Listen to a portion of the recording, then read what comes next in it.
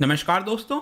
I am sure कि 2-3 साल पहले आप अक्सर तापी गैस पाइपलाइन के बारे में सुनते होंगे, लेकिन ये आगे चलकर ठंडे बस्ते में चला गया था। इसको लेकर कुछ प्रोग्रेस नहीं हो रहा था।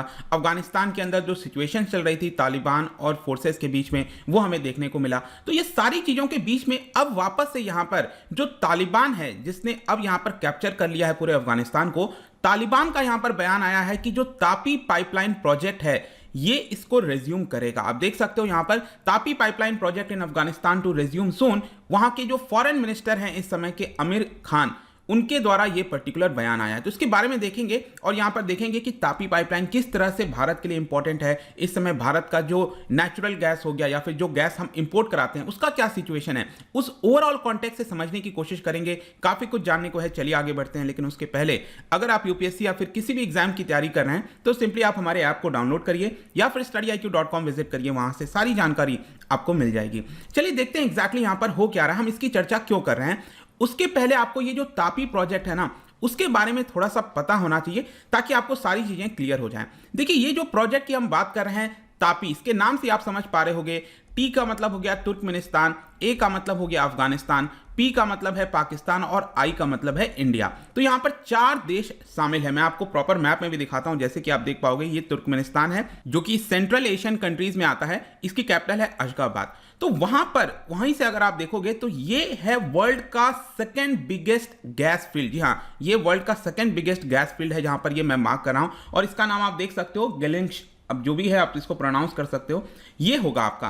तो यहां से ये पाइपलाइन स्टार्ट होना था तुर्कमेनिस्तान से, और इसका काफी बड़ा हिस्सा अगर आप देखोगे तो ये अफगानिस्तान से होकर गुजर रहा था, फिर पाकिस्तान में गुजर रहा था और अल्टीमेटली ये एंड हो रहा था भारत के अंदर। भारत के अंदर जो पंजाब राज्य है वहां पर जगह है फजिल्का में जाकर ये एंड होता। तो टोटल 4 देश आपको देखने को मिल रहे होंगे। तो बेसिकली यहां पर यही मकसद था कि जो तुर्कमेनिस्तान है वो अपना गैस की जो सप्लाई है वो या तो कुछ हद तक पाकिस्तान को करे, लेकिन अल्टीमेट इसका जो बेनिफिशियरी है वो भारत होने वाला था। और जाहिर सी बात है, क्योंकि ये पाइपलाइन अफगानिस्तान से होकर गुजर रहा है, पाकिस्तान से होकर गुजर रहा है, तो इसका जो ट्रांजिट चार्जेस है उसका फायदा पाकिस्तान और अफगानिस्तान दोनों को मिलता है यहां पर। तो ये आपका 2015 के एंड में, मतलब दिसंबर 2015 के आसपास या फिर 2016 आप कह सकते हो, इस प्रोजेक्ट की शुरुआत होती है। और अगर आप देखो तो यहां पर 1800 किलोमीटर लंबा है ये पूरा। ये अगर हम डिस्टेंस की बात करें ना तो 1800 किलोमीटर लॉन्ग आपको देखने को मिलेगा, जिसमें अकेले अफगानिस्तान का अगर आप हिस्सा देखो, ये वाला अफगानिस्तान वाला हिस्सा अगर आप देखोगे तो इट इज अराउंड 816 किलोमीटर। तो काफी बड़ा हिस्सा अफगानिस्तान का था। और अफगानिस्तान में भी बताया जाता है कि इसको शुरुआत करने की कोशिश की गई थी, लेकिन ये सारी चीजें डिले हो गया था। अफगानिस्तान सरकार और तालिबान के बीच में जो प्रॉब्लम चल रही थी, जाहिर सी बात है अगर पीस नहीं होगा, सिक्योरिटी नहीं होगा, तो पाइपलाइन बनाने का क्या फायदा। उसको अगर डिस्ट्रॉय किया जाएगा हमेशा तो ये पूरा पैसा नुकसान हो सकता है। इसी की वजह से चीजें उतनी तरह से अच्छे नहीं हो पा रही थी। अभी देखिए यहां पर अब हम देखेंगे कि एग्जैक्टली हुआ क्या है। देखिए, तुर्कमेनिस्तान के जो फॉरेन मिनिस्टर हैं तुर्कमेनिस्तान के, इनका नाम है मिनिस्टर राशिद मिर्जोव, वो यहां पर काबुल विजिट पर आए थे। जी हां, काबुल विजिट पर आए थे, अफगानिस्तान गए थे और वहां पर उनकी मुलाकात हुई अफगानिस्तान के इस समय जो फॉरेन मिनिस्टर हैं आमिर खान मुत्तकी, उनके साथ यहां पर मुलाकात हुई है। और दोनों के बीच में यहां पर डिसाइड किया गया है कि ये जो तापी प्रोजेक्ट है, पाइपलाइन प्रोजेक्ट जो कि अफगानिस्तान के अंदर रुक गया था, इसको वापस से रेज्यूम किया जाएगा। इनफैक्ट दोनों मिनिस्टर्स के बीच में जो इकोनॉमिक और पॉलिटिकल इश्यूज हैं दोनों देश के बीच में, वो यहां पर उसकी चर्चा हुई है। इनफैक्ट यहां पर तापी गैस पाइपलाइन प्रोजेक्ट हो गया, इसको इंप्लीमेंट कैसे करना और बाकी कई सारे प्रोजेक्ट्स को इंप्लीमेंट कैसे किया जाएगा, जैसे कि रेल रोड हो गया, इलेक्ट्रिसिटी हो गया, दोनों देश के बीच में उसको स्ट्रेंथन करने की बात कही गई है। इनफैक्ट यहां पर जो तुर्कमेनिस्तान के फॉरेन मिनिस्टर हैं उन्होंने इन्वाइट भी किया अफगानिस्तान के फॉरेन मिनिस्टर को कि आप हमारे देश में आइए। तो ये मैं इसलिए बता रहा हूं ताकि आपको समझना है कि अफगानिस्तान में जो इस समय तालिबान आ रखा है वो क्लोज हो रहा है तुर्कमेनिस्तान के, मतलब इनका रिलेशन तुर्कमेनिस्तान के साथ कहीं ना कहीं बेहतर आपको देखने को मिलेगा, राइट। तो ये इंपॉर्टेंट हो जाता है और इसीलिए बताया जा रहा है कि ये प्रोजेक्ट वापस शुरुआत हो सकता है। लेकिन यहां पर डेफिनेटली आपके मन में एक क्वेश्चन आना चाहिए कि तुर्कमेनिस्तान को इतना ज्यादा क्या पड़ा है, मतलब तुर्कमेनिस्तान क्यों चाहता है कि इस प्रोजेक्ट को स्टार्ट किया जाए। क्योंकि मैं आपको बता दूं कि ये अगर जो प्रोजेक्ट तुर्कमेनिस्तान से आ रहा है, अफगानिस्तान होते हुए पाकिस्तान होते हुए भारत आएगा, इसका मैक्सिमम जो कॉस्ट है वो तुर्कमेनिस्तान खुद उठाने के लिए तैयार है इस पूरे प्रोजेक्ट का।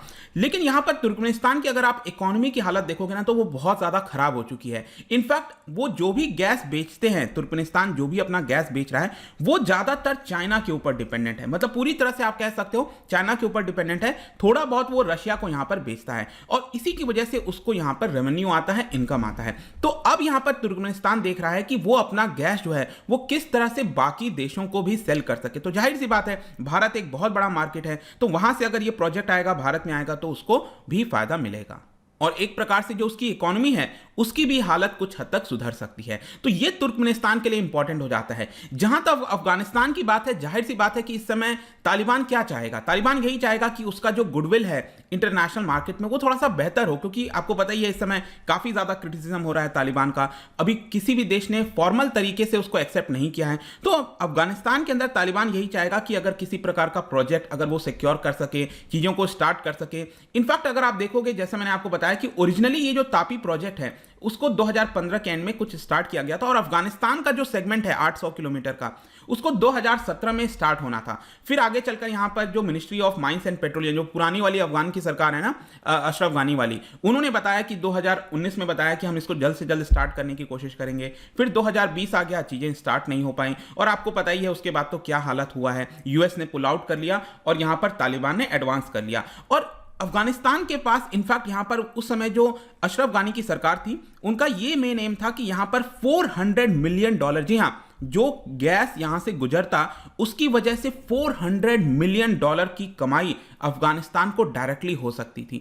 तो ये अफगानिस्तान के एक बहुत इंपॉर्टेंट प्रोजेक्ट था जो कि वो उसको स्टार्ट करना चाहते थे और एक गेम चेंजर साबित हो सकता था। लेकिन अब यहां पर जो सिचुएशन बनी है उससे कहीं ना कहीं अब ये लग रहा है कि अगर यहां पर तालिबान थोड़ा सा स्टेबल हो जाता है, किसी प्रकार का सरकार प्रोवाइड करने की कोशिश करता है, तो अगेन यहां पर इस प्रोजेक्ट को स्टार्ट किया जा सकता है। इनफैक्ट अगर मैं आपको एक एग्जांपल बताऊं तो तालिबान ने एक और चीज को एनकरेजमेंट करने की कोशिश की है कि तुर्कमेनिस्तान, अफगानिस्तान, पाकिस्तान, यहां पर एक high voltage power transmission line बनाना है, रेलवे बनाना है, इस तरह की कुछ चीजों की बात हो रही है। मतलब यहां से तुर्कमेनिस्तान, अफगानिस्तान और पाकिस्तान, इन लोगों के बीच में यहां पर कई सारे एक्सचेंजेस हो सकते हैं। इस पर्टिकुलर चीज को लेकर जो प्रोजेक्ट है वो जल्दी स्टार्ट किया जा सकता है।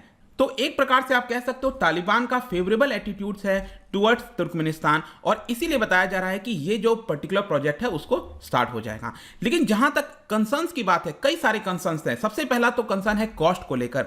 यहां पर इस पूरे प्रोजेक्ट, जो तापी प्रोजेक्ट है, उसका कॉस्ट करीब $10 बिलियन के आसपास बताया जा रहा है। कुछ लोगों ने तो $22 बिलियन बताया है। काफी ज्यादा कॉस्ट बताया है यहां पर। और इसी की वजह से कई सारे इकोनॉमिस्ट का कहना है कि ये जो प्रोजेक्ट है वो अनवायबल भी हो सकता है, क्योंकि देखिए यहां पर अगर सपोज भारत कोई भी गैस को मंगाता है, नेचुरल गैस को मंगाता है तुर्कमेनिस्तान से डायरेक्टली पाइपलाइन के माध्यम से, तो भारत क्यों मंगाएगा? जाहिर सी बात है, अगर भारत को थोड़ा सस्ता पड़ेगा तभी तो हम मंगाएंगे। अदरवाइज जो हमारी सप्लाई इस समय बाकी मिडिल ईस्ट कंट्रीज और कहीं से हो रही है, हम तो वहीं से कंटिन्यू करेंगे। लेकिन प्रॉब्लम क्या है यहां पर कि अगर अगले 15-20 वर्षों तक जो नेचुरल गैस का प्राइस है अगर वो हाई होता गया, मतलब अगर ये बढ़ाई हुआ हमें देखने को मिला, तो इसकी वजह से ये पूरा प्रोजेक्ट जो है वो अनवायबल हो सकता है। क्यों? क्योंकि फिर भारत और पाकिस्तान क्या प्रेफर करेंगे? जो लिक्विफाइड नेचुरल गैस हम मंगाते हैं दूसरे देशों से, देखो अभी के लिए क्या होता है ना कि बाहर के देशों से शिप के माध्यम से, कई सारे माध्यम से यहां पर लिक्विड फॉर्म में हम नेचुरल गैस को मंगाते हैं। फिर वो क्या होता है, वो एलएनजी आता है और भारत के जो कोस्टल स्टेट्स हैं वहां पर एलएनजी टर्मिनल्स बने हुए हैं। मैं आपको आगे और बताऊंगा इसके बारे में।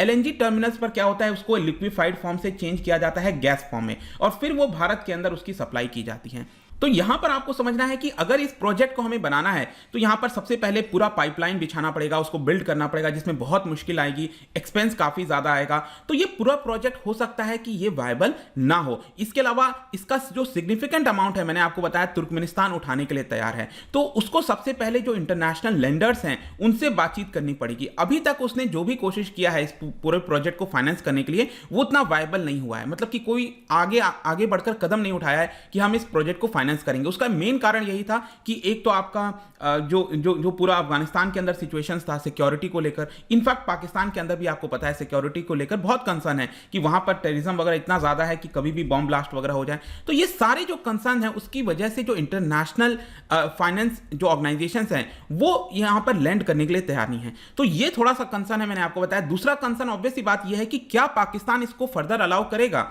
रिसेंटली आपने देखा होगा कि श्रीनगर से शाहजहां जो फ्लाइट्स चली चलने वाली थी उसको यहां पर एयर स्पेस के लिए अलाउ नहीं किया। मैंने ऑलरेडी इसके ऊपर वीडियो बनाया है। तो यहां पर पाकिस्तान ने उसको तो अलाउ नहीं किया, तो क्या फर्दर ये तापी के लिए अलाउ करेगा? भले ही यहां पर पाकिस्तान को फायदा होता, let me tell you, Pakistan को भी ट्रांजिट चार्जेस मिलते, कमाई होती, इस समय ऑलरेडी खराब है पाकिस्तान की हालत, तो वो उस चीज को नहीं देखता है, उसको ये देखता है कि बस भारत का किस तरह से नुकसान हो जाए। तो इस कारण की वजह से यहां पर क्या पाकिस्तान अलाउ करेगा, यह भी बहुत बड़ा प्रश्न है। जहां तक भारत का सवाल है, तो देखिए भारत इस समय करीब 50% अपनी जो रिक्वायरमेंट है नेचुरल गैस की वो डोमेस्टिक प्रोडक्शन से करता है और 50% हम बाहर से मंगाते हैं। आप देख सकते हो कि पहले क्या होता था कि हमारा रिक्वायरमेंट 70% हो जाता था डोमेस्टिक प्रोडक्शन से, लेकिन डोमेस्टिकली अगर आप देखो तो यहां पर प्रोडक्शन कम होता गया है और जो हम इंपोर्ट कराते हैं उसकी संख्या बढ़ती गई है, जिसकी वजह से 50% आज के डेट में हम इंपोर्ट करा रहे हैं। और मैंने आपको पहले ही बोला कि जब हम इंपोर्ट कराते हैं उसको लिक्विफाइड फॉर्म में मंगाते हैं, लिक्विफाइड नेचुरल गैस के फॉर्म में। और फिर क्या होता है कि भारत के अंदर आप देखिए 6 टर्मिनल्स हैं, गुजरात के अंदर दहेज और हजीरा हो गया, केरला के अंदर आपको मिलेगा 2, गुजरात में एक और है मुंद्रा वाला, तमिलनाडु में भी है। तो यहां पर क्या होता है कि लिक्विफाइड फॉर्म में आता है और उसको कन्वर्ट किया जाता है, उसकी कैपेसिटी है, और फिर गैस के फॉर्म में भेजा जाता है। तो जाहिर सी बात है कि अगर डायरेक्टली हमको ये गैस के फॉर्म में आ रहा है तो ये भारत के लिए फायदेमंद होगा, थोड़ा सस्ते में भी मिल सकता है, लेकिन कंसर्न यही होता है कि क्या ये अब अलाउ होगा। जाहिर सी बात है यहां पर पहली बार ऐसा हुआ है कि तुर्कमेनिस्तान के जो फॉरेन मिनिस्टर हैं वो तालिबान के साथ मिले हैं, एक पॉजिटिव यहां पर चीजें देखी जा रही हैं, लेकिन अभी भी बहुत सारी चीजों को जो सुलझाना बाकी है। देखते हैं क्या होता है आगे चलकर। लेकिन जाने से पहले एक इंटरेस्टिंग क्वेश्चन, क्या आप बता सकते हो कि भारत कौन से देश से सबसे ज्यादा लिक्विफाइड नेचुरल गैस को इंपोर्ट करता है? ठीक है, एलएनजी को हम इंपोर्ट करते हैं सबसे ज्यादा कौन से देश से? इसका राइट आंसर आपको पता ही है, मेरे इंस्टाग्राम पर तो मिलेगा ही, वहां पर अगर आप नहीं हो कोई बात नहीं, टेलीग्राम से भी ले सकते हैं इसका सही उत्तर। मैं कई सारे एमसीक्यूज यहां पर डालता रहता हूं, स्टोरीज के फॉर्म में, आप जाकर प्ले कर सकते हो। बाकी अगर आपको पीडीएफ चाहिए तो टेलीग्राम पर आइए, अलग अलग सोशल मीडिया पर भी आप जुड़ सकते हैं। साथ ही साथ यूपीएससी या फिर किसी भी एग्जाम की तैयारी कर रहे हैं तो आप हमारे ऐप को डाउनलोड कर लीजिए। आई होप कि वीडियो आपको पसंद आया होगा। मिलता हूं आपसे next time, till then thank you very much, see you soon.